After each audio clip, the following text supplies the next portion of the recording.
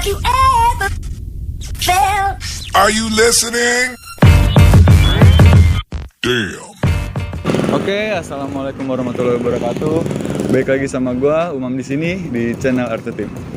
Kali ini kita lagi di Tangerang ya kan, di deket rumahnya Mas Angger sih. Tadi kita udah ke rumahnya, katanya Mas Angger lagi di luar. Nah, kita kan mau review motornya nih. Tadi gua udah ngechat juga, katanya nggak ada di rumah, katanya tuh di angkringan sini. Coba kita ke dalam. Tapi sebelumnya buat teman-teman yang baru gabung di channel Arte Team, jangan lupa subscribe, like, komen, dan juga share ke teman-teman kalian. Oke, sekarang kita masuk aja. Ayo.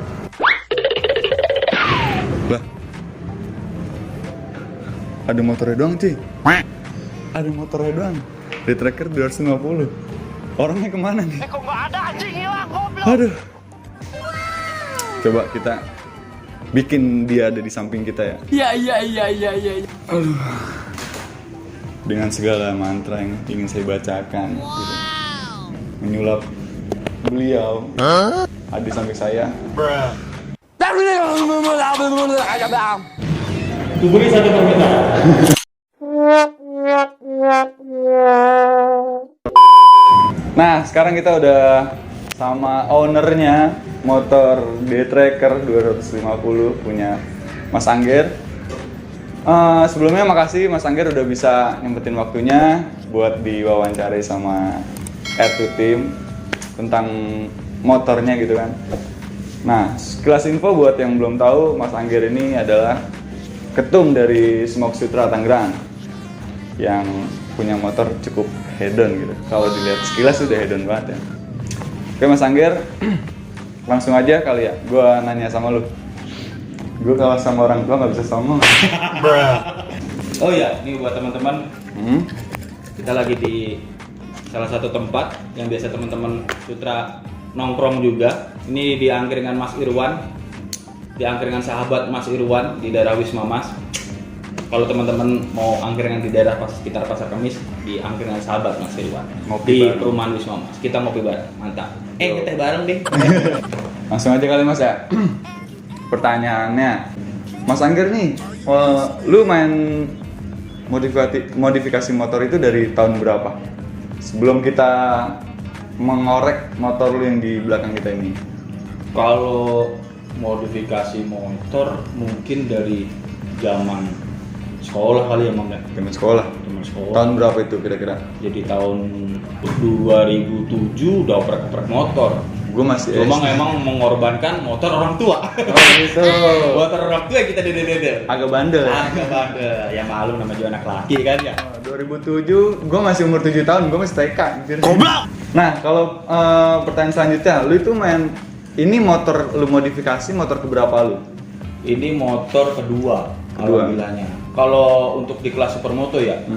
Kalau untuk di kelas semua motor berarti jatuhnya udah motor ke bebek 3.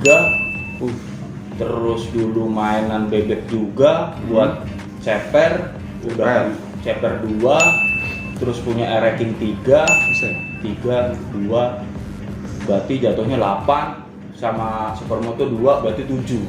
Kalau di total keseluruhan ya.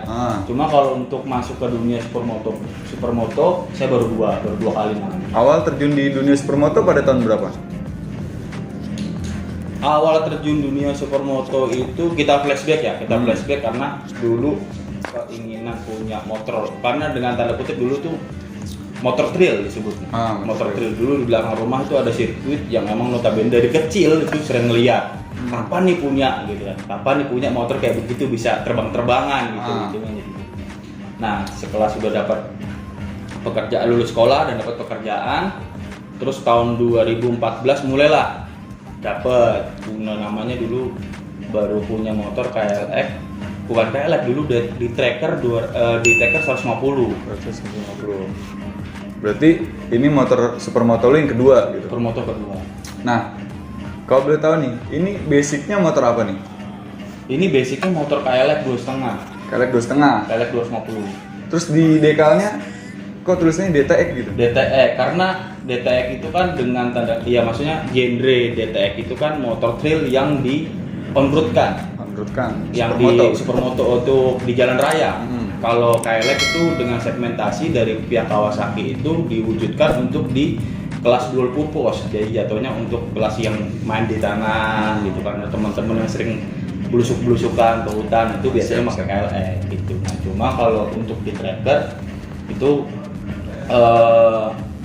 kebanyakan dan emang dari pihak KMI Kawasaki Motor Indonesia itu menerbitkan di tracker 2,5 itu untuk motor trail segmentasi untuk di jalan raya jatuhnya begitu. Berarti yang lu ubah body dekal DTX ini ke bodinya juga atau cuma dekalnya aja? Body, kalau body set itu ada 4. Ini body set keempat. Body dari? Body dari kayak di tracker. Di tracker. Ya, ini di tracker. Tapi spakbor depan pakai punya KLX 2,5 ini. Oke, mungkin bertahap aja Mas. Kita rombak apa aja sih yang lu ubah nih, ya kan? Dari motor lu kita rombak dari atas ke bawah. Mungkin lu sebutin sendiri aja kali ya, dari atas ke bawah apa aja yang lu ubah nih? Kalau ubah ya mungkin dari teman-teman bisa melihat dulu motor di tracker atau KLX 2,5 masih bawaan standar. Kalau dari setang ini kokpit di atas, ini pakai rental 997, terus ini pakai punya Acerbeast racernya. Terus racer front ininya pakai Pro Taper Vision untuk yang racer atas. Pelindung jedot ya? Iya, pelindung jedot. Kalau kata anak sekarang bagi pelindung jedot. Terus kalau handguard ini pakai SSR ini, produk SSR. Ini replikanya punya Zeta. Oh, replika Zeta. Replika Zeta, bukan ori. Terus kalau gas spontan ini pakai punya Yamaha Sabre. Terus kalau ini handle rem dan handle coupling ini pakai pivotnya punya Zeta. Ini punya Zeta kanan kiri. Terus ini fog lamp punya apa namanya? Ya aftermarket. Biasa teman-teman yang biasa beli tuh. Itu lampu tembak jatuhnya. Lampu dangdut Biasa kan. Lampu dangdut. Terus kita turun lagi ke bawah. Ini copotan Ohlins tahun tua. Punya stikernya doang. Ohlins. Aduh, jangan. Ini Ohlins tahun tua tapi punya copotan CRF yang 2,5, spek 2,5 untuk kompetisi. Ini shock depannya. Terus untuk peleknya pakai RK Takasago Jepang. Ini terus selang radiator ya disebutnya ini selang radiator ini punya GPR, produk Taiwan. Ini produk Taiwan. Terus itu jari-jari tromol? Kalau jari-jari tromol ini pakai jari-jari pakai TK ini. Terus tromolnya ini masih ori, masih ori depan belakang. Ban pakai apa? Kalau ban ini pakai Dunlop. Iya, Dunlop. Pakai Dunlop. Ini pakai Dunlop. Sisi pengereman di depan. Sistem pengereman masih pakai ori, cuma ini piringan pakai punya CRF. Oh, itu piringan CRF 150, ya. Ini CRF 150, belakang pakai piringannya punya KF 250. Ini yang belakang. Kalau sistem pengereman semuanya masih standar.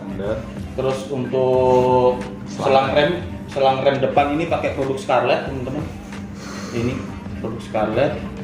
Terus kalau kita pindah ke dapur pacu masih standar, ya kan?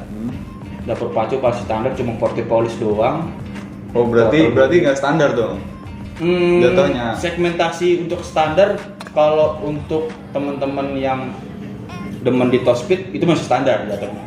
Kalau udah main di bor atau saya harus diganti atau sampai ke noken atau sampai titik TMA TMB itu diubah, nah itu baru ada sebutan bore up. Berarti kalau porting masih biasa lah, masih biasa karena kan kalau cuma porting kan cuma untuk asupan sama pembakaran di dapur pacu ini biar lebih mantap lagi, lebih plong lagi depan gitu. Terus kalau dari wheelset belakang, depan udah clear ya? Depan udah clear, wheelset belakang sama, pakai RK Takasago Jepang. Depan pakai 300, belakang pakai 400. Terus dibungkus ban juga sama dengan yang depan. Ukuran depan belakang beda. Depan belakang untuk wheelset atau untuk ban. Wheelset kan jadi 300 3,5. Ya, ini 300, ini 400. Oh. Salah berarti ya? Ya. 300 400. Ini 400. Bannya Bannya pakai ukuran 150 per 60 ring 17. depan Pakai 120 per 70 ring 17. Waduh, kebo banget ya berarti. Terus spakbor depan sama headlamp itu Spakbor depan ini pakai KLX 2,5 body grey. Terus headlamp masih standar, masih bawaan. Terus kalau untuk spion depan belakang pakai punya CBR 150. Oh, lampu sen? Iya, lampu sennya. Lampu sen CBR. Ya, paling untuk jalur pembuangan, kalau kita sebut sistem di pembuangannya knalpot itu pakai ya. exhaustnya itu pakai produk dari GP7 slip on untuk di spek 2,5. Paling itu sih, nggak ada perubahan, paling sama. Untuk di kaki-kaki belakang ini pakai Öhlins juga, produk Öhlins yang belakang pakai Öhlins monoshock. Udah cukup itu aja. Gear set depan belakang. Gear set pakai ukuran 48 tipe 520. 20. Terus untuk rantai itu pakai merek GPR itu produk Taiwan. Itu untuk 520 X-Ring. Tipenya X-Ring, tipe rantainya X-Ring. Itu terus gear depan pakai ukuran 15 untuk tipe 520. Depan 15, belakang 48. 48. Tapi tipenya 520. Buat di kaki-kaki yang bukan sedikit sih ya. Gemuk gitu. Kaki-kaki udah gemuk banget gitu depan belakang.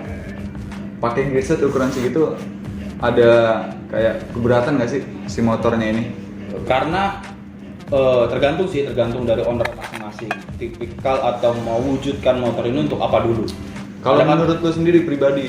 Kalau untuk Mas sendiri kan karena Mas sering jalan jauh, kerja pun juga jauh, mungkin harus. Oh, ini berarti motor dipakai buat kerja juga? Buat kerja. Daily berarti ya? Daily use lah, daily use. Jadi nggak cuma hanya buat tongkrongan doang atau cuma buat apa. Pantas ini spakbor, lampu kita juga masih tetap safety ready. Plat nomor depan, plat nomor belakang kita tetap pakai, sen depan belakang juga kita pakai. Kayak motor Jaguar cuy. Paling cuma tambahan karena untuk di lampu KLX 2,5 ini bro itu emang rada kurang terang. Nah kita kasih tambahan untuk di lampu tembaknya. Lampu dangdut. Lampu tembak. Terus apalagi nih? Sarung jok mungkin udah lu ubah? Kalau sarung jok ini kemarin baru dari produk ini replikanya KTM. Replikanya KTM. Sarung joknya aja atau? Sarung joknya ini ya kalau dibilang ala-ala KTM lah disebut. KTM. Itu doang sih. Paling kalau untuk body dulu 4 set, satu body itu full karbon dari depan sampai belakang. Ini cuma tinggal kalau yang sisa karbon, tanki ini full karbon. Kalau dulu body dari sayap depan, belakang, spakbor belakang, spakbor depan, ini spakbor depan, ini full karbon. Waduh. Kalau teman-teman tahu, biasanya kalau teman-teman yang biasa karbon kan nggak bisa kena impact langsung. Kalau karbon itu kan tipikalnya bodinya jadi kayak model kaca ya, jadi pecah itu mam. Nah terus Mas beli lagi, dulu beli body KLX yang satunya lagi tapi warna standar Kawasaki hijau putih. Terus kurang matching lagi, beli lagi, inilah beli body kalau dibilang warnanya Porli lah kalau disebutnya, warnanya polisi. Ini warna green. Cara halal membuang uang. Cara halal. Apalagi udah punya istri ya kan. Modif sebesar ini kayaknya mah ngumpet-ngumpet ya dari istri. Modif itu dibikin sesimpel mungkin biar nggak ketahuan maksudnya. Sesimpel mungkin biar nggak ketahuan. Sefungsional mungkin. Gimana caranya kita modif motor tapi fungsional tapi nggak ketahuan. Nah itulah. Bisa. Nah kalau misalkan kita cerita lagi nih dari belakang gitu kan, sebelum lu megang 250 kan Mas Angger megang KLX D-Tracker 150. Kenapa lu ada pikiran buat upgrade ke D-Tracker KLX 250? dulu ya ini mungkin pengalaman pribadi karena kan di Sutra sendiri masuk di satu badan apa ya disebutnya badan supermoto lah disebutnya. Supermoto salah satu badan supermoto terbesar juga di Indonesia, itu namanya Supermoto Owner Group Indonesia. Dulu saya sering main ke rumah Pak Pembina namanya Pak Sis, itu di daerah Pondok Gede, Bekasi. Sering main, terus sering bawa motor ke sana. Main pertama, kedua, ketiga, main ketiga saya ditanya tentang masalah motor. Terus apa aja yang udah di-upgrade, yang mungkin dengan lantangnya, mungkin ya dengan egonya tinggi, kita pengen menunjukkan bahwa saya juga bisa.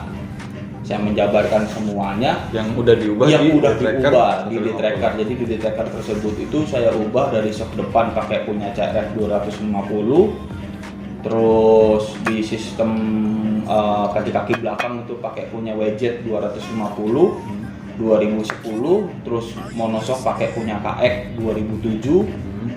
Hedon ya, udah hedon lah pokoknya. Udah lumayan lah. Terus langsung knalpot. Cerita ke si Pak Sis. Pak Sisnya, nah Pak Sis cuma bilang STNK kamu jadi 250 apa 150? Tetap 150. Ya benar. STNK terus 150 kalau dia ngomong kayak gitu setelah Mas Angger cerita motor gue udah ganti ini aja nih. Iya, udah kita itu udah cerita panjang lebar, pasti cuma singkat padat dan jelas dan sedikit membuat kita berpikir. Kita berpikir motor kamu ubah begitu aja, motor kamu tetap di 150 apa 2,5? Di 150 Pak, tetap kan? Di SNK 150? Iya Pak. Ya udah nggak usah sombong. Oh, buat lo yang motor KLX 150 udah hedon, gak usah sombong ya. Di STNK coba dilihat lagi. Iya. Kan dilihat lagi coba guys. Jadi kita harus melihat jati diri, gitu. Melihat jati diri sebenarnya. Dan jangan sombong, karena di atas langit masih ada Hotman Paris. Itu yang membuat saya berpikir, dan mungkin saya juga berpikir berarti gue selama ini gue buang-buang duit nih gitu. Modif sono sini ya, cuma kondisi motor masih begini-begini aja gitu. Maksudnya dalam artian dari CC pun di sebutan di STNK ya, kita nyebut sebutan di STNK tetap di KLX 150 gitu. Jadi luarannya doang dilihat hedon. Buat lo yang udah hedon, ayolah ganti pakai KTM, ganti SNK BPKB maksudnya. Iya. Yes, gitu lah. Makanya terus dapat motor ini dari salah satu rekanan dan senior saya di dunia supermoto juga, namanya Om Deddy Asar. Itu beliau ada di Kalimantan dulu. Jauh juga. Dapat di Kalimantan, dan alhamdulillahnya beliau dulu belum ganti plat nomor. Jadi plat nomor ini masih tetap B6000 PSI. B6000 PSI. Itu. B6000. Ini masih original dari bawaan dulu motor pertama kali beli ini. Pantesan tadi gue kira tuh plat nomornya 6000, gue kira bikinan gitu kan. Enggak, emang original. Emang original. Berarti nggak boleh. Jadi emang karena gue ngeliatnya sih gini ya, Mas Angger ketua umum gitu, mencontohkan motornya yang paling safety gitu. Headlamp, depan belakang, sen, spion walaupun imut-imut gitu tapi tetap dipasang. Tapi walaupun membernya bandel gitu, nggak ada yang ngikutin dia tetap safety. Tetap harus menunjukkan dan memberikan rasa positif buat teman-teman. Mantap. Ya begitulah. Ya itulah. Mungkin ada sedikit motivasi dari Mas Angger buat teman-teman di rumah nih yang nonton, yang modif supermoto harus gimana dulu sih? Gitu. Intinya jangan berhenti bermimpi sih. Waduh, Laskar Pelangi. Intinya jangan berhenti bermimpi, karena mungkin kita berawal dari mimpi. Waduh. Kita berawal dari mimpi. Wah, gue mimpi gue pengen punya KTM nih. Mimpi aja dulu kan. Nah, tapi diwujudkan dengan usaha. Dengan diwujudkan dengan usaha itu ya teman-teman bisa nabung, teman-teman bisa cari pekerjaan atau cari sampingan yang lain untuk mewujudkan mimpi tersebut gitu kan. Atau yang paling sadis, motor yang sebelumnya dijual. Seperti dia. Motor saya juga dijual sebelumnya buat mewujudin motor ini. Alhamdulillah. Itu salah satu usaha sih. Salah satu usaha. Usaha jual motor. Usaha jual motor untuk dapetin 2,5 macam gitu. Yang terpenting untuk teman-teman supermoto lainnya yang melihat video ini mungkin ya bisa menjadi spirit, bisa menjadi semangat buat teman-teman khususnya untuk di dunia supermoto, karena dunia supermoto bukan cuma hanya lu mengandalkan apa yang terpasang di motor lu, tapi gimana caranya lu membuat rasa persaudaraan itu semakin dekat walaupun teman lu jauh. Itu karena dunia supermoto bukan serta merta lu cuma punya barang hedon tapi lu nggak punya teman. Di situ itu kena banget ke ulu hati. Nah mungkin kalau misalkan teman-teman di rumah yang nonton review motor gua gitu sama Mas Anggir rada kurang jelas atau kurang detail lah ibaratnya ya, lu nanti bisa tanya langsung ke ownernya Mas Anggir, nanti Instagramnya gue cantumin di sini, oke? Atau sharing-sharing ke Mas Anggir bisa di Supermoto apa sih namanya? Supermoto Trail Tangerang. Oh, Itu nama komunitas saya. Singkatannya?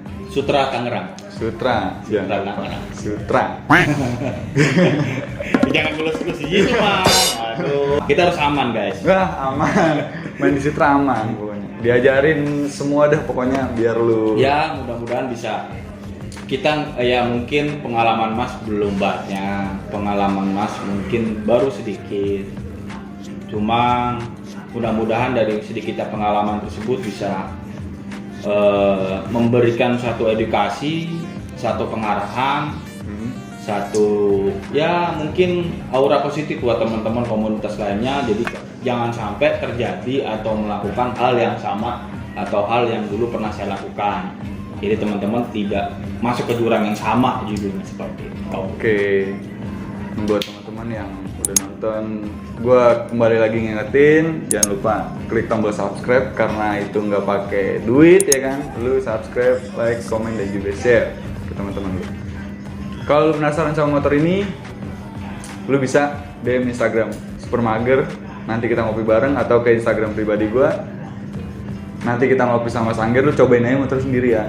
Gue sih takut. Terpenting mungkin buat teman-teman rasa persaudaraan itu bukan melihat dari motor lu, sekarang motor lu apa, lu punya barang brand apa, tapi rasa persaudaraan itu muncul dari itikat dan niatan baik lu untuk nyamperin teman-teman lu dan duduk bareng ngopi bareng di pinggir jalan. Oke. Perbedaan bukan halangan. Yo. Betul. Mungkin cukup sekian video di channel Tim kali ini. Semoga bisa jadi referensi buat teman-teman yang mau modifikasi supermotonya. Sampai ketemu di video selanjutnya. Dadah. Thank you. Feel